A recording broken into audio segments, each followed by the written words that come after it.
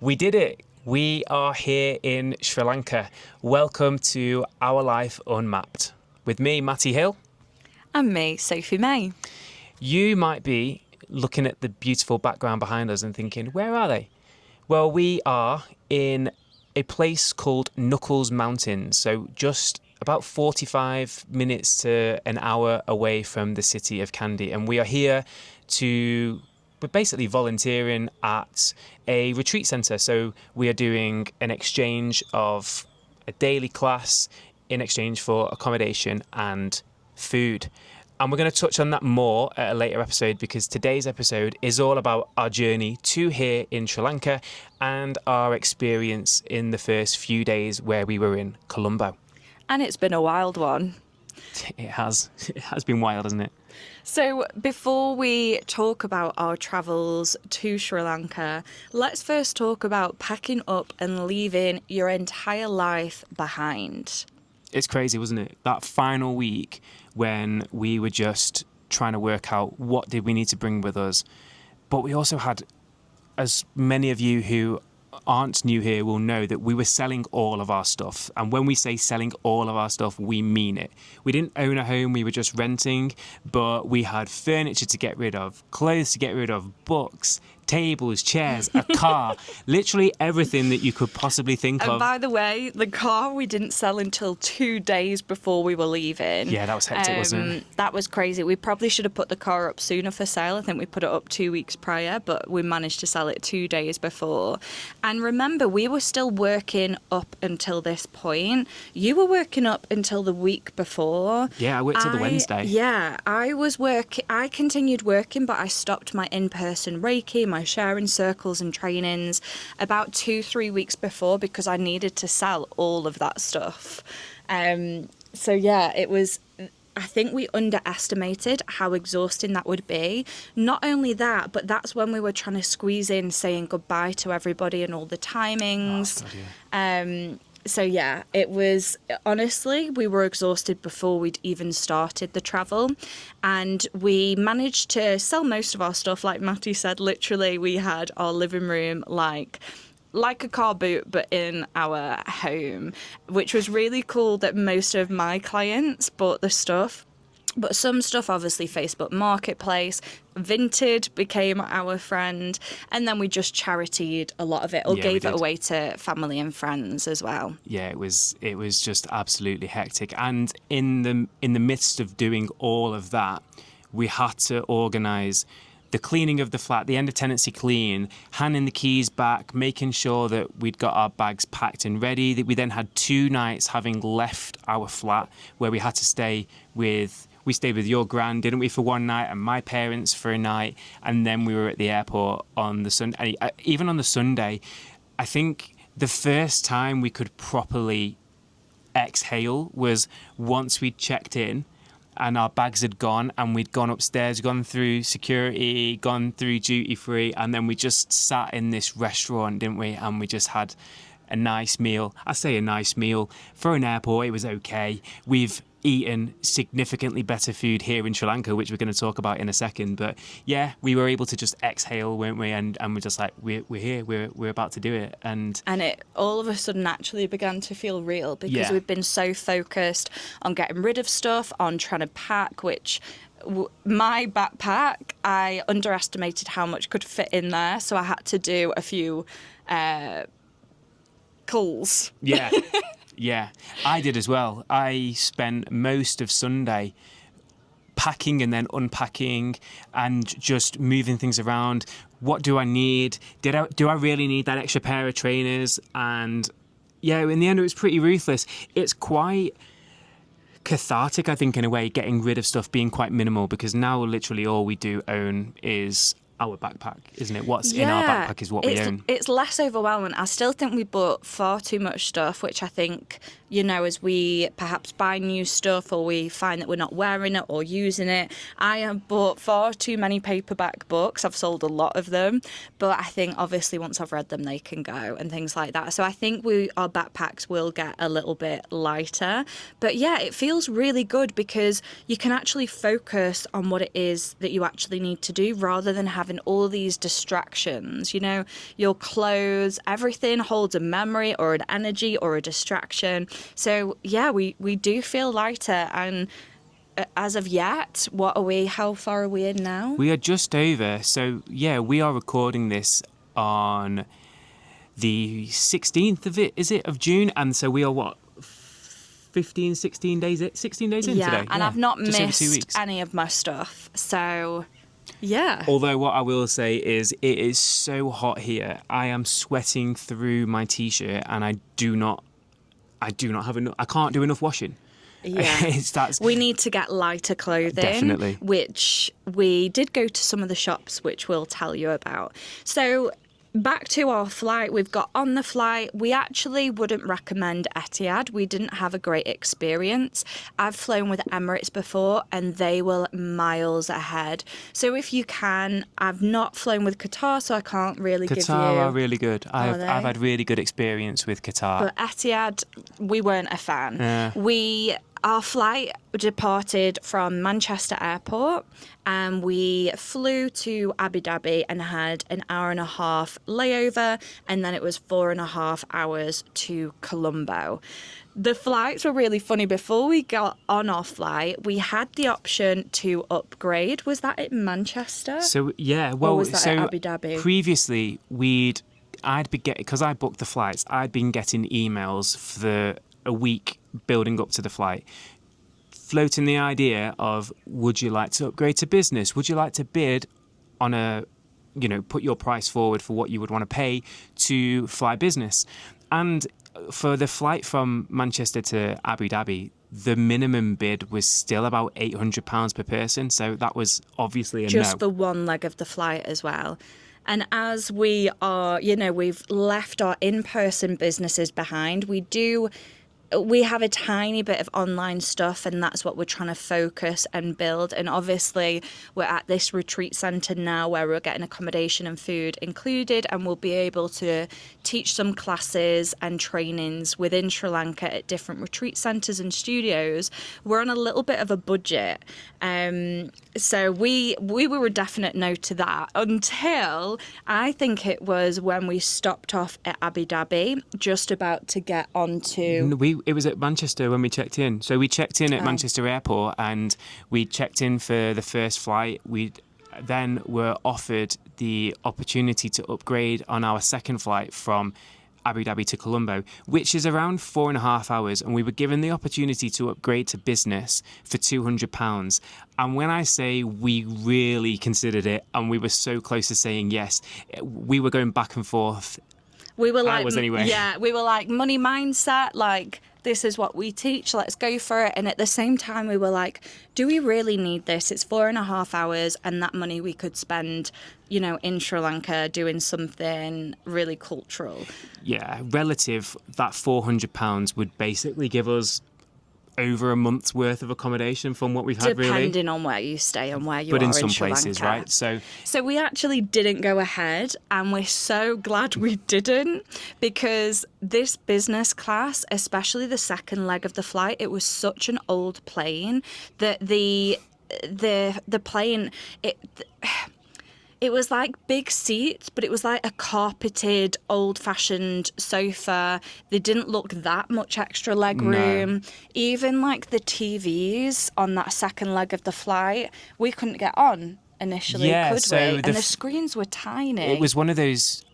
I've never really experienced this before, because anytime I've flown long haul, like, I don't know, 4.5 hours isn't technically long haul, I guess, but on those flights, the screen has been there and you've still been able to watch stuff. But for on this particular flight, you had to scan a QR code to then watch the range of TVs, movies, whatever, on your phone. Or if you had an iPad, you could watch it on your iPad. But the screen was on the back of the TV. The screen was on the back of the seat, but you just couldn't use it. You had to use your phone. And they didn't have they had a couple of movies, but like I remember on Emirates it being everything out in the cinema and everything that was like trending at that time. So yeah, it just great. wasn't like that. So maybe we're very privileged because we've flown with Emirates before, but the leg room for Etihad was so cramped. And there was actually a guy, we think he was English, got really drunk. He was definitely English. He was definitely English. I saw him at check-in, and you know when you are standing in the queue at check-in and you just have a glance around, you see who's on your flight, and you just wonder, are these people going to be sitting next to me, or whatever. And this guy was having a bit of I wouldn't say a hard time at check-in, but he was there for quite a while. He was at the desk a couple of people in front of us, and then he was still at the desk when we'd finished, and I noticed that. And I didn't notice that. And I wondered what was going on. And when you can just look at someone, and he didn't look quite right, but I wouldn't have said that there was a problem with him. I wouldn't have necessarily thought that he was drunk, but there was obviously something going on, right? And then you forget about it, and then we'd boarded, and he was coming. So we were on the left side of the plane, and he was sitting on our row, but in the middle. And as he'd come into the row, he was on the far right of the middle, and he was sat next to two people. They were a husband and wife, and he was quite chatty, but harmless. And he wasn't overly loud, but he was quite chatty, and he was chatting to someone across the way from him. Into quite a lot of detail about this. Sorry. You say I go into detail. This is a lot of detail. Basically, this man was passed out drunk for most of the flight. The two people sitting next to him had to move and weren't happy. And even the flight attendants that were trying to walk down the aisles couldn't move him and had to like physically move his feet out of the way because they were hanging over the edge. So yeah, that was an experience on the flight. But if you want to get an entire row to yourself on a flight that's pretty full, maybe that's what you do. Yeah, get yourself drunk and get the other people to move.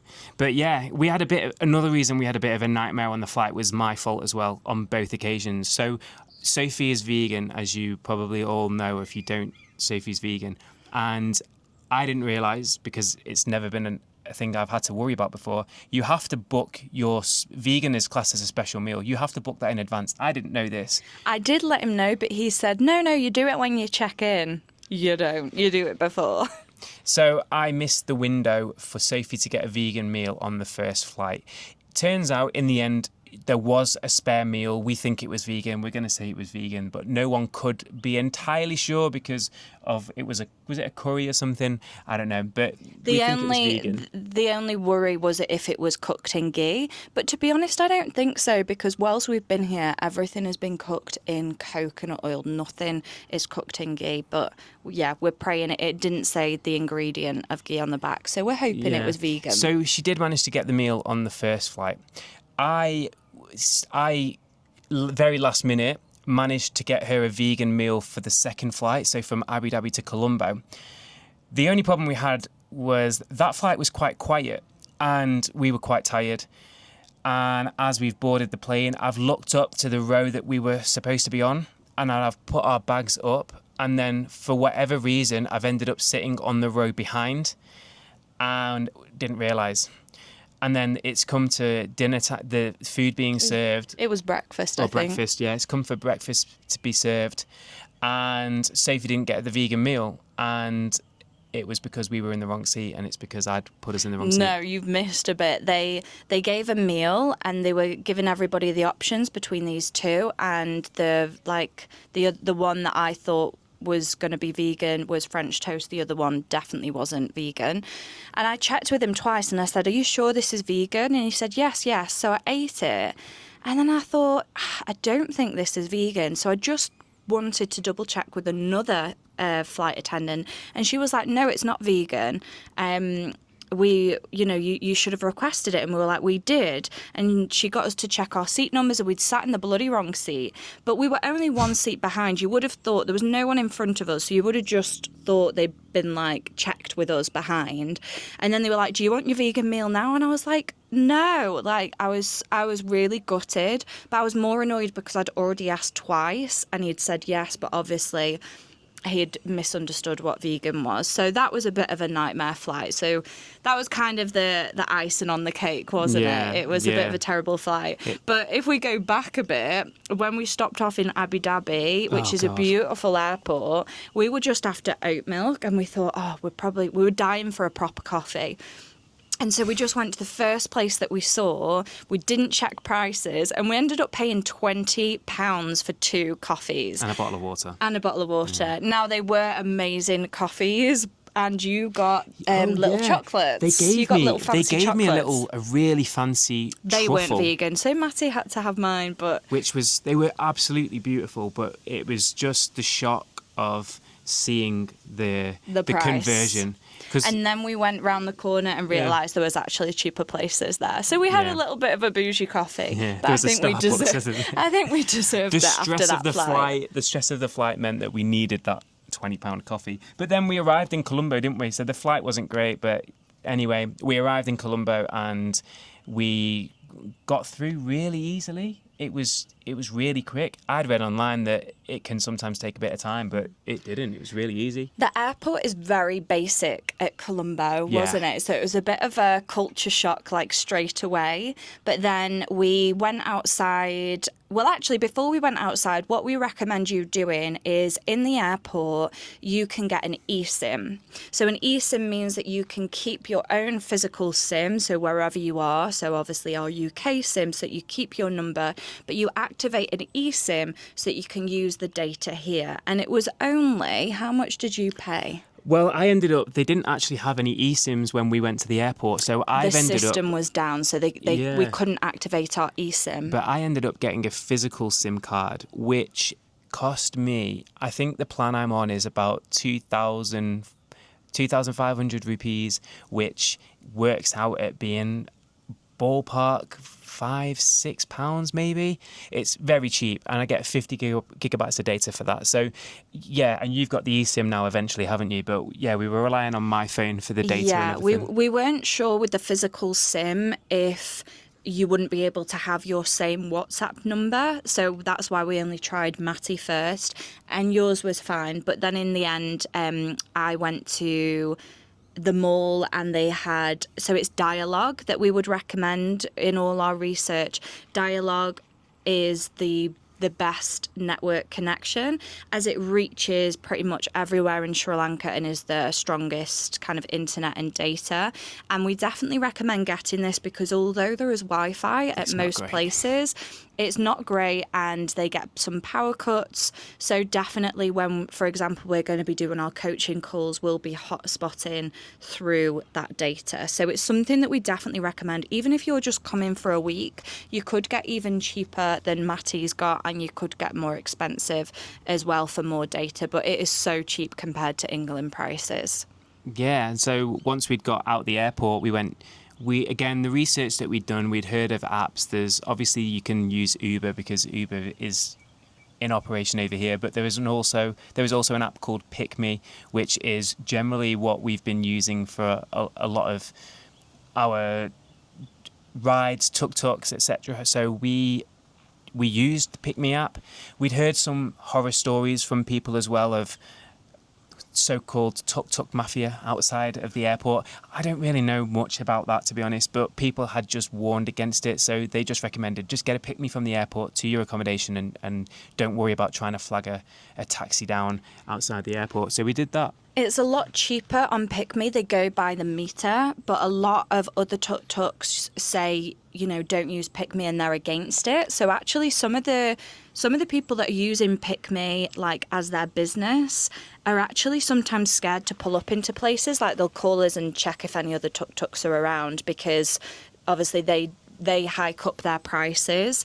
But I will say, what's sometimes good, we tried not using Pick Me a couple of times, And we actually paid more, even though we showed them the pick-me price. But there was one lovely guy in a tuk-tuk that was actually really reasonably priced. And the difference is with pick-me, they'll take you to a destination like Uber, and then that's it, you're there. Whereas when we paid for a tuk-tuk, he was like, where do you want to go? And he was like, I can take you here and here and here, and I'll wait at each space for this price. So you can haggle with those prices. We didn't haggle with this guy because he was really kind and it was great value. But as you're moving around and especially using pick-me, you'll get a feel for what is too much money. And again, it's still way cheaper than back home. The bad experience that we did have with a tuk-tuk is we got a tuk-tuk instead of pick-me because we felt bad for using pick-me because they kept saying, you shouldn't use it, which I've only heard from a couple of people. But they actually charged us way more, which we were just like, it's fine, it's not that much to us. But he actually didn't know where he was going. He had to keep stopping off and asking people, and we kept trying to say, hey, we've got our Google Maps here, we can show you. Kept ignoring us, and then it took us like double the amount of time. And at the end, I said, did you have a change? It was like 700 rupee and I had 1,000. And he was like, oh, I keep it as my tip because I've gone a really long way. And we were like, hang on a minute. You are the one that kept going the wrong way. You kept ignoring us. And then in the end, I always give a tip. We always give a tip, don't we, anyway? And so we did give him a tip, but it's just how kind of rude he was about it. And that's it. We don't mind spending our money here, but as long as you're honest and you're kind, like, we're more than happy to give you a tip and give you a little bit of extra money. So the beauty of pick-me is you can see exactly how much it's going to be. If the journey, we've only had a couple of instances where the journey has been longer, and pick-me just picks up, and sometimes it's a little bit more. But you can pay on card on pick-me, which is brilliant if you don't have the cash, or you can choose to pay in cash as well. It's just so much easier on the app, isn't it? It's just way easier for us, especially when you still are trying to learn the currency, still trying to learn what distance, how much it should cost for distances that you're going, and when you don't know what those distances are as well. And we're at this retreat centre, and even they're recommending using pick-me, and the guy that owns the retreat centre is actually English and his wife is Sri Lankan. So I don't think it's a bad thing to use it. But yeah, that's kind of our recommendations. Download pick-me and that'll get you easily to where you need to go. Yeah, but just jumping back into Colombo and our experience of Colombo, again, the research that we'd done, people had said that they kind of recommended skipping Colombo. And I think maybe if you are on a shorter time frame in Sri Lanka, there are probably better places to go than Colombo if you're only here for 2-3 weeks. But because we're here with the intention, there is a massive big that I am so aware of right now. I'm still not getting used to all these bugs and these insects. You're getting better. But because we are here for however long, we don't even know how long we're going to be here for yet, but longer than 2-3 weeks. We did decide to stay in Colombo. I'm kind of glad we did in a way. We have got a horror story that is coming up very soon. But we enjoyed the cafe culture in Colombo, didn't we? Especially for you, because obviously being vegan, it's quite difficult to find what you can have, and knowing what you can have, it's not a basic thing. Now we know all Sri Lankan meals. We kind of know what's vegan and what's not. And to be honest, most of them speak English. So we're very privileged that way. But obviously in the beginning, we were craving an oat latte and we were craving a little bit of, the cafe culture that we get back home. So we actually did a mix in the morning because we don't really like curry for breakfast, and that is their traditional kind of breakfast here. We decided to go for like a bougie brunch at the more Western kind of looking places, and then for dinner we'd go to more of a local place and have that rice and curry or the traditional Another traditional meal is kotu. Is that how you say it? Yeah, Kotu. kotu. Yeah. Kotu kotu. It's like It's delicious, whatever it's called. Is however it you pronounce it. is it flatbread? Yeah, so it's It's their the bread flatbread chopped up into tiny pieces with whatever else is in veg it. or obviously famati chicken and egg, which it's delicious. I love the Sri Lankan food. But you say we went to bougie Western places and they looked amazing and they were really, really good. But prices were also really reasonable as well. So in comparison to the UK, they are significantly cheaper, even though they are also a lot more expensive than the more local places that we've been going to for dinner. But we had a really, really good breakfast at a cafe Kumbuk, wasn't it? That was my favourite because of it was a paratha, I think it was a paratha wrap they had vegan sausage, can you believe? Vegan scrambled tofu, they had like a sweet chili sauce in that. It was divine, and they had, everybody knows I'm a fan of potatoes. They had little roast potatoes on the side, so that was a proper brunch. And it was all less than a fiver, wasn't it? It's like £4.50 or something, wasn't it? Yeah, I think it was £4.50 for my breakfast. And then we've also found that a lot of the places do what they call a cold brew. I think that's a thing outside of here anyway. I've never had it. But it was, coffee and oat milk brewed for like 24 hours.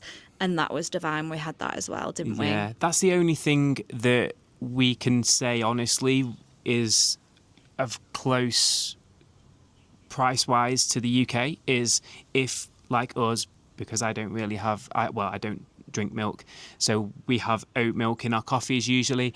It is still cheaper than what we would be paying in the UK, but more like marginally. £3.50. Yeah, so if you're normally paying, for if a latte with oat milk back in the UK is normally close to £4, it's about £3.50 here, and it's predominantly because the oat milk costs so it's much. Exported. The oat milk is pretty much the same price as the coffee, isn't it? Yeah, but you can get alternatives like coconut milk. Obviously, coconuts are in abundance here, so that's way cheaper. Or if you just have no milk, your coffee is cheaper. But it was delicious. Yeah. The other cafes that we loved and recommend were Seed Cafe. Seed Cafe, I had avocado, tofu, and they had proper toast. Not everywhere has proper toast. They had sourdough toast and again a cold brew iced coffee, and I think again that came to something like £5 or something similar. It wasn't expensive. It was something like that. And same with Radical. We went to a place called Radical Specialty Brew, or Radical Specialty Coffee, sorry, and it was again the same thing. We had the cold brew coffee, didn't we? We had breakfast, and I have this thing. I've really gotten into the smoothie bowls for breakfast, and I had a smoothie bowl there and it was just delicious. They're huge and delicious, and the fruit and vegetables just taste amazing over here because they're so fresh. So what did I have there? I had like a hummus bowl. So those were our three top recommended brunch cafes that are a bit more bougie and Western, but still like a third of the price than you would pay in the UK. Now, if we go on to local food, we found an amazing place called JD's Kitchen. I had kotu, so the chopped flatbread with vegetables, and they were really good, even though it looks like it's in like a little shack, and all the locals were there, and that's how you kind of know it's a good place. He spoke really good English and again was advising me what was vegan and what wasn't, and my meal was £1.56. It was absolutely beautiful. One of the best meals we've had. It would definitely go up there as one of the. I think it was one of the best meals we've had here. But I would say in terms of the local places we've been to in Sri Lanka so far, that was definitely the best that we had. Again, like you say, the price was incredible as well. But it's just not as nice inside. It is like a shack. Yeah, it was basic, wasn't it? Yeah, and it does look, I think if you've never travelled before, it looks so dodgy. But when you sit there and you just embrace it, it's really cool, and the price is incredible, the food incredible. The only way I could describe how it looked and where it was location-wise would be if you imagine back in the UK, if you go to if you went to like a kebab joint, if you went to like a kebab shop, at the end of a night out, it kind of gives that vibe, but the food and the service was just incredible. We stumbled across it, and I'm so glad that we did, because it was just a fantastic meal. It was quite a difficult place to find. We walked there, didn't we, and then got a tuk-tuk back, but it was quite a difficult place to find, but so worth it in the end. It was in the middle of nowhere, as in it was all just around like the really basic houses, and when you see how they live, it's so normal for them, but you just realize how privileged we really are. So that was very eye-opening, Yeah, for very sure. humbling, but they're all lovely people. Yeah, but we have had some bad experiences, which we have mentioned in a previous YouTube video that we've done, but we'll go into a bit more detail here. So we actually got scammed, not in a terrible way. I don't think, like, we didn't lose loads and loads of We money or just anything lost like that. £10. So it wasn't the end of the world. It's more just the feeling that you get after it. And when we tell the story back, it is so painfully obvious that something is not quite right. But in the moment, and especially again with all the research we've done, Sri Lankan people are so friendly. They are so lovely. And we had that in our minds. So when this guy approached us, we just thought he was being really friendly. So we were in a park called, and I will probably butcher the name, but I'm going to try my best, Veera Mahadevi Park. And we were just wandering around, weren't we? And we came across, there were a couple of statues and monuments in the park, and we wanted to just have a look at them. And it's a huge park. Yeah, and we walked along, and we were close to one of them, and then this guy just approached us and started talking to us, asked us where we were from, and he was pointing out the statues, and he was like, do you want a picture? So yeah, we walked over there, he took a picture of us, he started telling us about the statues, asking us where we're from, all that kind of stuff. And the main bit that got us to trust him was he was talking about how he is the caretaker for the grounds, it's been in his family for years, and could he practice his English on us, and how is his English? And we were like, your English is brilliant. And he was like, yeah, I've just learnt through speaking to people like you. Do you mind if I carry on speaking to you? I'm really passionate about the grounds.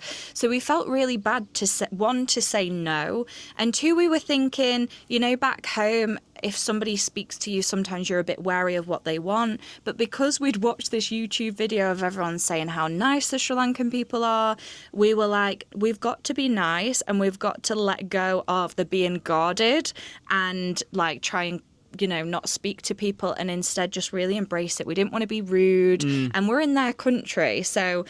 And, and he was really nice at the beginning. Yeah, he was. And he showed us around the park. He took us to a cinnamon tree. He's grabbing leaves off the tree and crumbling them in his hand and making us smell the leaves. He was pointing out different fruits. And it was a really interesting little tour. And it was showing us the culture, and who better to show us than a Sri Lankan and somebody that lives there. We hadn't researched prior that park, even though there was plaques that we could have read. So it was really interesting. Then he was like, have you been to the temple near here? We'd only just arrived. It was our first day. We were still exhausted. It was so hot in Colombo. Yeah. Even though it's classed as rainy season, you'll get bouts of rain, but then it clears up and it's still roasting when it's raining. So we were sweating in this part. There wasn't much shade, or we weren't in shade at the time. So then he was like, let me show you, before we even had a chance. And he's walking really fast and talking to Matty, and we're like, what's going on? And then he takes us into the temple, and then I'm like, what's he doing? Because then he starts showing us around the temple, and and he's being really helpful, but he's rushing us, like, I'm trying to look at something. He's like, come. And so we were kind of getting into a bit of fight and flight state, but we were like, no, like, he's being really nice. And to be honest, because he was guiding us around, we were going to give him a tip anyway as a thank you, because we thought he's being kind. But at the same time, we were then starting to not enjoy it because it was being so rushed. We wanted to go at our own pace. And then he started saying things like, if you book if don't go to the tour operators because they're so expensive. And he was teaching how to say no, I don't want it in Sri Lankan, and he was saying how expensive they all are. And then we were kind of beginning to get that feeling that because he kept mentioning money and things like that, and he kept saying, you're so lucky that I'm showing you around. And it just kind of then began to get obvious. We'd finished in the temple, and then he was walking us back to the park, and then he took us into a really like posh Sri Lanka is known for its gems. It's like sapphires and things like Rubies, I that. think, It's as well, isn't it? rubies. So he took us in there, and we're backpackers at the moment, you know.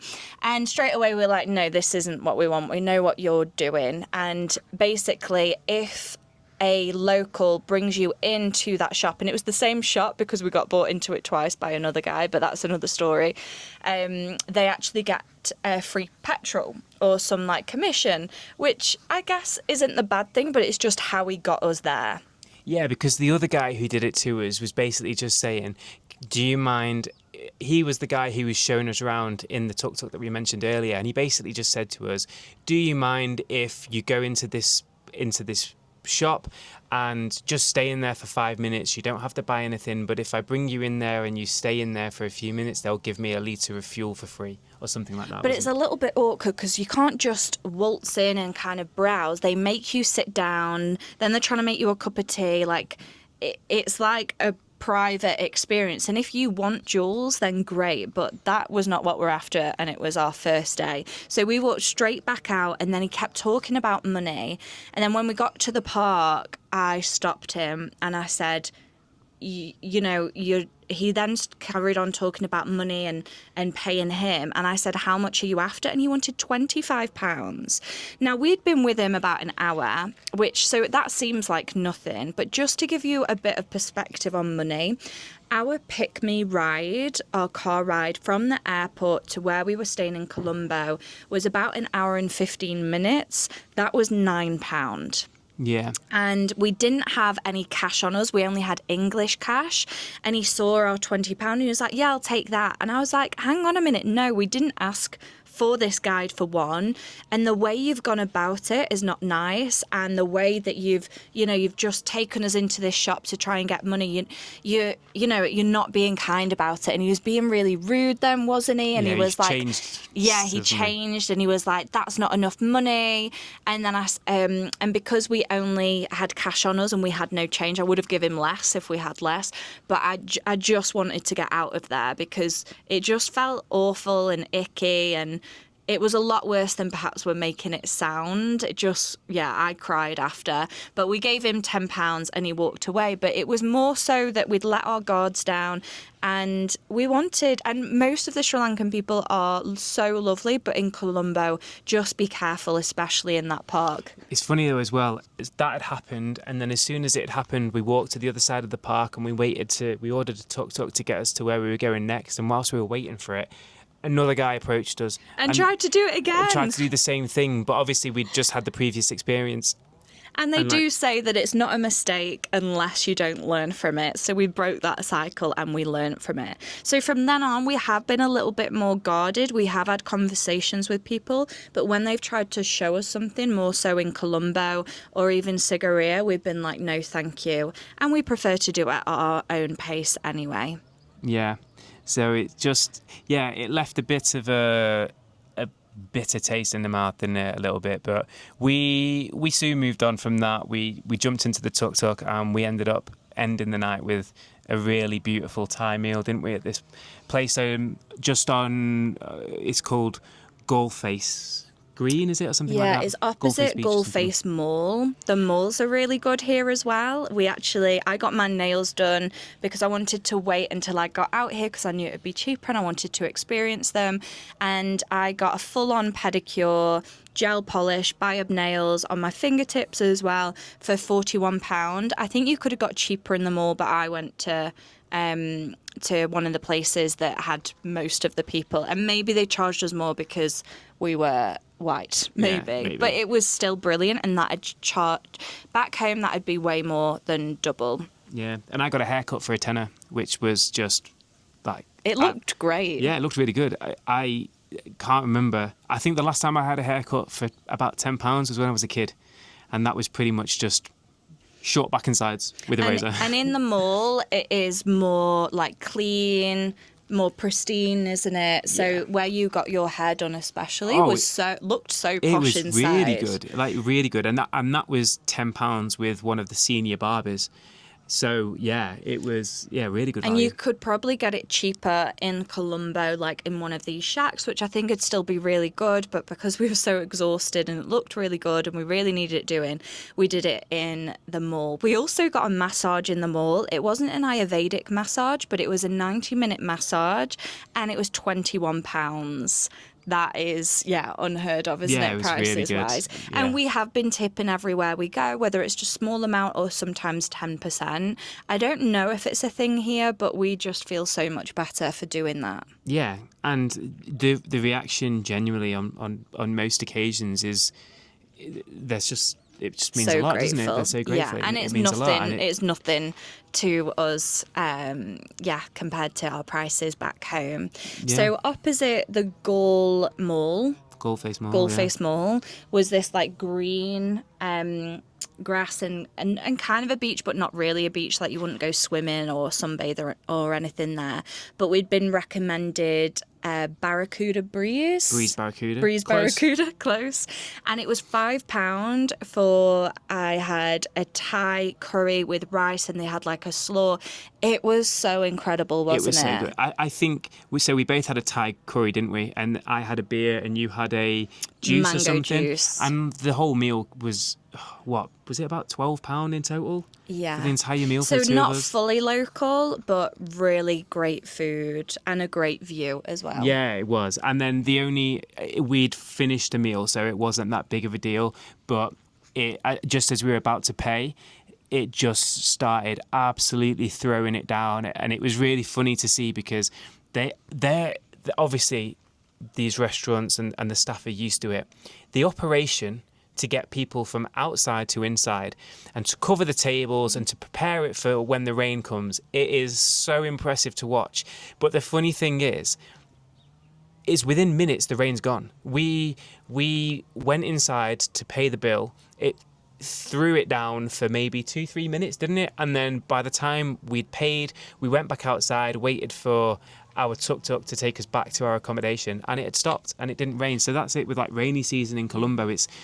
It's short, sharp showers. At least that was our experience of it, wasn't it? Short, sharp showers, and pretty much as soon as the rain's hit you, it's gone, hasn't it? Yeah, and they're so used to it. We asked them, they do that like several times a day. Yeah, so it was it was really interesting to watch them. It's good. And then what else we've got to cover is lastly our accommodation. So again, you can pay a variety of prices. We wanted somewhere that was really nice, a little bit more modern. It was gorgeous. We'll put pictures up. It was £30 a night. We actually only booked one night in Colombo, knowing that we were going to stay longer, but we wanted to see the accommodation first and if we liked it. And then we asked to extend, and you also just ask how much to extend, because then they're not having to pay the booking.com prices anymore. So then we got it for £27 a night instead of 30. Yeah. And it had a pool.